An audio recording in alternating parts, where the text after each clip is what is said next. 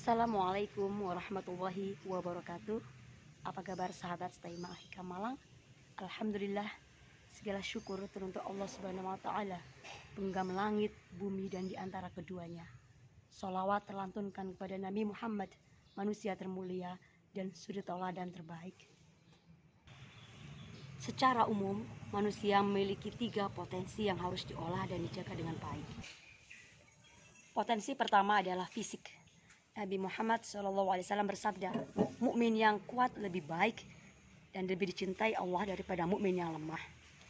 Islam menganjurkan selalu melatih fisik agar kuat dan lebih produktif.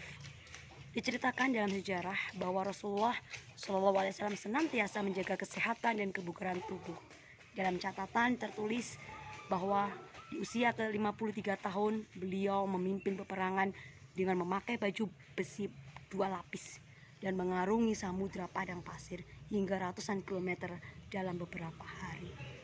Rasulullah pun hanya 2 kali sakit dalam hidupnya. Ini menunjukkan betapa penting menjaga fisik agar optimal dan beribadah serta beraktivitas. Di sisi lain, ada seseorang yang bertubuh kuat namun sikapnya buruk dengan seksama, atau sebagian wanita yang hanya sibuk dengan penampilan fisik, hari-harinya dihabiskan untuk satu kata, yaitu cantik. Berapapun biaya dikeluarkan, jika ada jatuh jerawat pun mereka akan cemas berhari-hari. Tapi jika ketinggalan sholat, maka dia tidak merasa gelisah. Jadi potensi fisik bukan dasar utama yang menjadikan seorang itu mulia. Yang kedua adalah potensi akal. Inilah yang membedakan manusia dengan makhluk ciptaan Allah yang lain.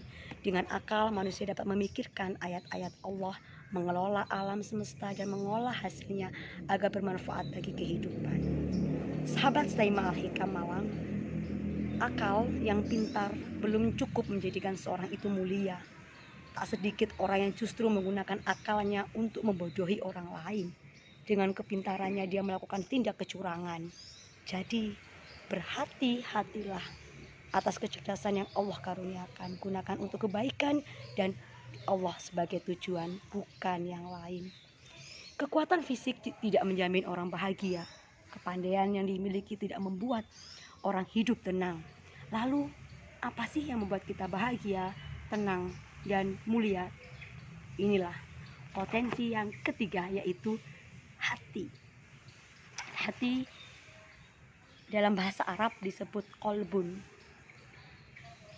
Dan para ulama membagi hati menjadi 3 golongan, yaitu yang pertama yaitu hati yang sakit, kolbun marid. Diibaratkan sebagai gelas yang kusam diisi air keruh. Jangankan sebutir debu, bila ada paku, jarum, pecahan kaca tak akan terlihat. Cirinya adalah bahagia bila orang lain duka, sedih bila orang lain senang. Na'udzubillah min dzalik. Sahabat, hati yang kedua yaitu hati yang mati. Disebut juga kolbun mayyit. Digambarkan sebagai jasad yang tidak bernyawa. Walaupun dicubit, dipukul tidak akan terasa. Apa cirinya? Mereka menolak kepada kebenaran dan suka berbuat zalim. Dalam buku Tazkiyatun Nufus, hati ini seperti berjalan bersama hawa nafsunya. Walaupun hal itu dimurkai oleh Allah, tapi dia tetap melakukannya. Na'udzubillah min dzalik. Yang ketiga, inilah hati yang kita idam-idamkan, yaitu qalbun salim, hati yang sehat.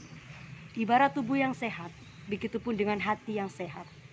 Hati yang tersebut akan mudah dalam menerima kebaikan, kebenaran, dan ilmu yang bermanfaat. Pikiran fokus menimbulkan akhlak yang bersih. Cirinya adalah setiap perbuatan hanya karena Allah, akhirat sebagai tujuan, dan mengutamakan kebaikan serta ketakwaan. Puasa adalah ibadah hati. Kenapa? Karena hanya dia, insan tersebut, dan Allah lah yang mengetahui apakah dia puasa ataupun tidak. Maka mari kita tata hati kita seperti apa yang disampaikan oleh Allah dalam surat Al-Ahzab ayat 51. A'udzubillahi minasyaitonirrajim. Wallahu ya'lamu ma fi qulubikum wa kana Allahu aliman halima. Dan Allah mengetahui apa yang tersimpan dalam hatimu dan Allah Maha Mengetahui lagi Maha Penyantun. Ayat ini mengandung anjuran supaya manusia tetap memelihara kemurnian hati karena Allah Maha Mengetahui segala rahasia yang tersimpan dalam hati. Lagi Maha Penyantun selalu memberi kesempatan untuk bertaubat bagi mereka yang telah menyadari akan kesesatannya dan ingin kembali ke jalan yang lurus. Rasulullah pun berpesan bahwa sesungguhnya dalam jasad terdapat segumpal daging. Apabila dia baik, maka jasad tersebut akan menjadi baik.